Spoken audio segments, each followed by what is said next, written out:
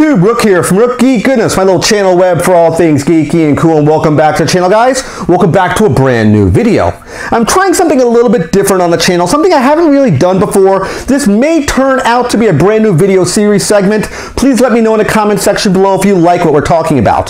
So the idea of this series is, why do people like or maybe dislike a certain thing? This is going to be an editorial piece, basically a subjective or my opinion approach to a topic. And this particular very first video we're doing is, why do people like and or dislike subscription boxes, collectible boxes if you will. And first thing is first, before I go any further, I hope I can get at least 10 likes on this video. If you wanted to really help out the channel, definitely click the like button at the bottom of the page and click that subscription button. So first thing we have to really define is, what is a subscription box? Why am I talking about this? Why am I wasting you guys' time? I really want to hit home the point of what is a subscription box all about. So people may or may not know that. So let's really define and take a deep dive into the terminology subscription box. Well, there's a lot of different subscription box services across the interweb that you can get. Mainly, I would say the big one that I would be really hitting home on for this video would be collectibles. But you can find all sorts of stuff out there, from animation subscription boxes to food subscription boxes to, let's say, survival boxes like Battle Box as an instance. That's the idea. What we're talking about here is the subscription box, sometimes called mystery boxes. I may use that terminology interchangeably, but they're technically a little bit different, which we'll talk about shortly. What I have on my table here in front of me are just examples of subscription boxes that I've picked up over my 5 years now of YouTube. We have over here is Bambox, this white box, which has changed a little bit, which we'll talk about. Probably the next big player is Geek, which I just recently got into. On the far side here, this black box was part of what was called Nerd Block, has been defunct, has went out of business, now known, it had a spin-off box called Sci-Fi Block right there. And this big colorful box in the middle was a quarterly box, which was the world's finest collections by Culturefly. So before I go any further, really, is that subscription boxes are usually done with a monthly model, meaning you can buy these boxes monthly. So you basically pay a fee for a box. Usually the going price for boxes, just so you know, is usually about $25, maybe $30 for a monthly box. Now these boxes can be changed to make it cheaper if you purchase them further in advance. Let's say a 3-box deal or a 6-box deal or a yearly plan. The price for each monthly box would slowly drop down in cost. So a $25 box may become, let's say, a $21 box. Accordingly, if you buy more in advance, that's how they basically do it. And this normally is done all through online purchases. You can't go into a big box retail store, let's say your Targets or your Walmarts, and buy a subscription box. You can buy a mystery box like GameStop mystery boxes, or those Culturefly boxes, which is what this company is here for this DC World Finest box, at a Target or a Walmart for a particular set of items, but you'll know what's in each box. There's no switch, there's no diversion, the different products in those boxes. There's no variety or variations, is what I'm getting at here. So that's why those boxes are different than a subscription monthly box, and some people really like it. So the big question is, why do people like subscription boxes? Why do you want to shell out $25 or $30 a month to buy those boxes? I think the main reason people buy subscription boxes is the feeling of the unknown. They're hoping to get something cool and something different on a monthly basis, something different to add to a collection. That's why I buy subscription boxes personally. I want to get something cool and different on a monthly basis. Sometimes one month does not equal every other month, and there's times where boxes, and this is will be a negative piece we'll talk about shortly, it's really hit and miss. But I think the biggest driving force for subscription boxes is the feeling of the unknown, because a company is cultivating these items for you, presenting these products to you. So next big thing is, who are the big players in the subscription box community? Who are the big players in this industry? I want to say there's 3 big players, the biggest players in town, and that, of course, would be the guy on the screen right now, would be Loot Crate. Unfortunately, I don't have a Loot Crate box here to show you an example of what the packaging looks like, but they're probably the biggest dog in the fight. They're the ones that I think is the loudest when it comes to subscription boxes, because I think they had the most money they spent into this particular genre. They even have like an IP as their brand, basically, and they have the biggest footprint, the most well-known is Loot Crate. They have a bunch of boxes that spun off of Loot Crate. You got Horror Crate, you got their Wrestle Crate. You have a bunch of different ones that have spun out of Loot Crate as a whole, but they're the biggest player in town, and that's both good and bad, which we'll talk about momentarily. The next one I would say is probably Geek Fuel, which is this big red box right here. I just recently got back into Geek Fuel, and just as a caveat, I am not sponsored by anybody across this table you see in front of me. This is my personal opinion, as I mentioned before. It's a very subjective piece. This is my opinion. But I got back into Geek Fuel recently within the last couple of months, and it's an okay box. I know why I got into Geek Fuel, and a lot of people buy these boxes specifically for, let's say, the pins or the wearables, because usually those are exclusively branded to these boxes, meaning you can't get them anywhere else. You can't go into a store and purchase a Geek Fuel box unless there's a deal they're working with a particular like third party, or maybe someone picked up some Geek Fuel boxes and they're selling them on the secondary market. Normally you can't do that. You have to buy these online from a particular seller, in this case Geek Fuel, or maybe an eBay. You might be able to purchase them as well. But the exclusive piece of it is that some of these products are branded that you can only get through Geek Fuel. That's the idea. Only Geek Fuel can get certain shirts or certain pins, and that's why there's a sense of you have to buy it through this company, brand loyalty, if you will. If you want the Geek Fuel pin or the Geek Fuel shirt for a particular month, you have to go in that particular direction. The third biggest player in the subscription box game is probably Bambox. These guys right here, these white boxes, they normally don't look like that. I'll put a picture on the screen right now that you can see what the normal Bambox should look like. These were purchased back in 2019, which should have been a two-part video series comparing the 2016 boxes to the 2019 boxes. And I wanted to show the difference between what they did in 2016 to 2019 and show where the value has changed incrementally from those years between the two. I didn't make the second part video because the idea was to sell every product out of those 3-month boxes. I did boxes for August, September, and October, and take every single item and sell them on eBay and see if I can make my money back. The boxes, I purchased each one of those boxes for $25 US. So I was hoping to get at least $75 back.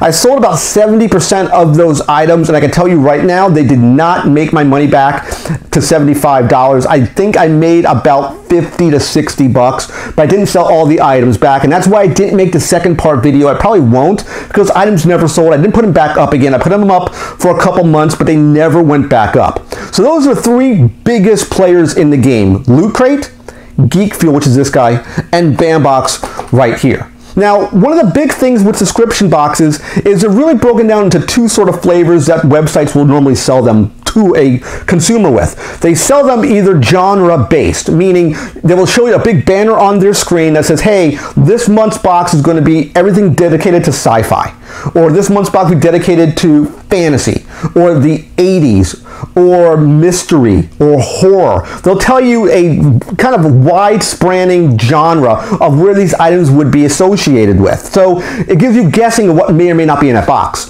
Or some companies take a different approach and say, you know what? We're not going to do it that way. We're going to do it a little bit different. We're going to tell you the IPs we're going to be associating with. So, for example, they might say Star Trek, Spaceballs, Goonies, or Back to the Future. I have my notes here, so I'm looking down at my screen. So they might give you those 4 genres, and you'll get an item for those particular 4 genres.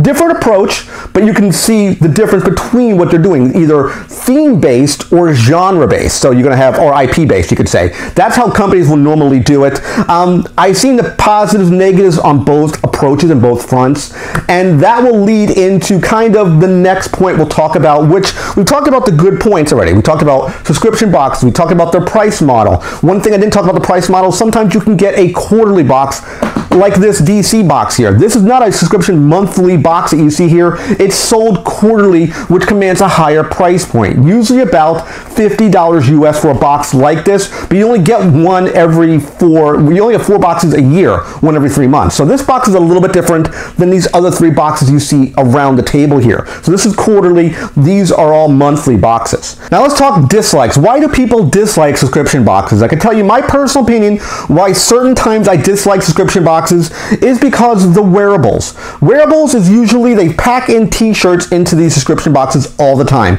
and all you would get are t-shirts. t-shirts. Why? I don't know why they only give you t-shirts. There was a golden age of subscription boxes basically back in 2016, 2017 is where the subscription market for subscription boxes was probably at the highest, the best competition you'll ever have for subscription boxes. Some of the times you wouldn't get t-shirts, you would get hats, you would get hoodies, you would get backpacks, you'll get throw blankets like you see in my table right here, which is a Star Wars throw. You'll get different items besides t-shirts. It's an old trope that they're not really doing different things anymore. They're just throwing in t-shirts all the time. I don't like that. I think t-shirts are okay for some boxes, but not every single box. If I get 12 boxes in a year, 12 of them should not have t-shirts. There should be some difference. Mix it up. Throw us a little curveball for a change. Give you a different wearable, but they don't do that. I'm not sure the reason why. As I mentioned, the golden age of subscription boxes is basically behind us. As I mentioned, we had three big players in town. You have Loot Crate, you got Geek Fuel, and you got Bambox. Nerd Block went out of business. The Collector's Case went out of business. The quarterly box here, like the DC World's Finest, again, it's a quarterly box. You can't compare this box to this box. This is a monthly box. This is a quarterly box. And you can't really put them side by side and say this box should be the equivalent of stuff in this box. You can't do that. Even if the same genre of products are in these boxes, you can't do that. Why? I don't understand. The reason here is that those three companies only give you 4 items per box. Why they do this, I don't know. I can only assume that Loot Crate probably started this trend and this trope, and they have not broken this ever since. I don't know why recently they only put 4 items in a box, and your t-shirt counts as 1 item. Usually it's a t-shirt, a small item, maybe a medium priced item, and then a big item. Those are your 4 items. Sometimes they even be worse in different boxes and give you a t-shirt, a pin or a button, or a set of buttons, a small item, and a big item. That's how they'll do it in these boxes. They don't mix it up unless they tell you ahead of time. For example, like Bambox may have a mega box that they're selling. They'll tell you there's 8 items in this box or 10 items in this box. A lot of subscription companies did this. They'll tell you you'll get 4 to 6 items or 5 to 7 items in a box ahead of time. They'll tell you on their site, hey, in this month's box you'll get X number of items. But every single time I've cracked boxes open in recent years, and from the last year, even when I was doing some of the Bambox stuff here, the new Geek Fuel box I've been looking at, all of them are always 4 items in a box. I don't like that. I completely dislike it. You need more value in these boxes. One of the things that these boxes have in them, and sort of ingrained, and it's kind of a negative per se, because it's based on perception, and as I talked about at the beginning of this video, is perceived value. If I buy a box like this Geek Fuel box here for $25, I'm perceiving that box, and they even tell you most of the times on their website, the value will have at least $50 worth of value.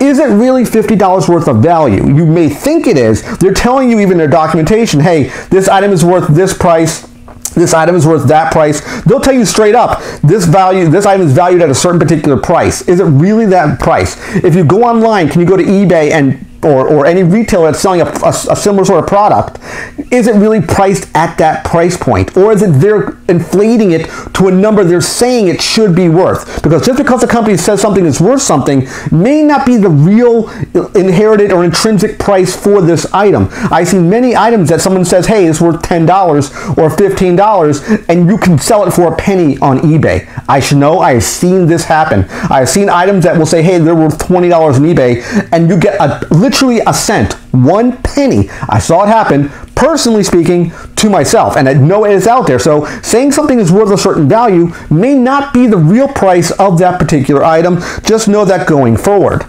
And one of the other big issues we have is shipping. These boxes, when you purchase them, they're usually purchased at the beginning of a month. Let's say the 10th of every single month. To get the box in your hand, usually it's shipped out the end of that month going into the following month. So you may get it shipping out maybe the last Friday of a month, and you won't get that box into your hands until maybe the second week of the next month. So you're talking about a month behind, a month in arrears, if you will, of that particular box. So let's say you're looking at the May box, you won't get that box until June. Luckily, Geek Fuel is getting a little better in their shipping, and I got this month's box in May. So I ordered the box beginning of May, and I got the box in May. That's the exception and not the norm. The exception, not the rule, rather. So most of the time you get a box way further than when you actually purchased that box. And probably the biggest problem I would say for subscription boxes is customer service. And because most of these companies, I would say almost all of them are all online, you're not going to get them via telephone. Maybe Loot Crate, but most of the smaller ones you can't get a hold of somebody. It's always an email correspondence. You may hear back from them a day later, or maybe further days later, especially with the pandemic, with COVID-19 happening. It may be even longer before you hear back for anything about a response for a particular issue you're running into.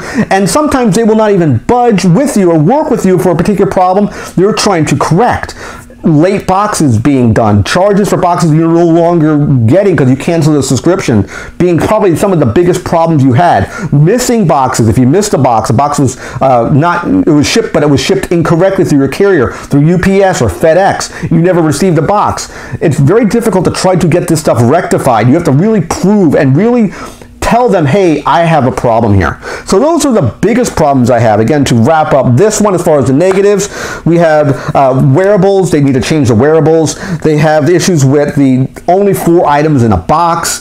The issues with the shipping and the customer service are the biggest portion, the biggest dislikes for subscription boxes. So I hope you like my approach, this subjective video, my opinions, an editorial opinion piece, if you will, of why people like and or dislike subscription boxes. Let me know in the comments if you want to see more content like this. Remember to give this video a like at the bottom page. It will definitely help it to get across the YouTube platform. I want to get at least 10 likes for this video so that more people can see this sort of content. And as always, remember, like I said, click that like button, click that subscribe button, picture of my face, or the 8-bit icon in the lower right hand corner. And as always, you can click windows over here to watch more of my content. Take care, guys. See you next video, and bye-bye.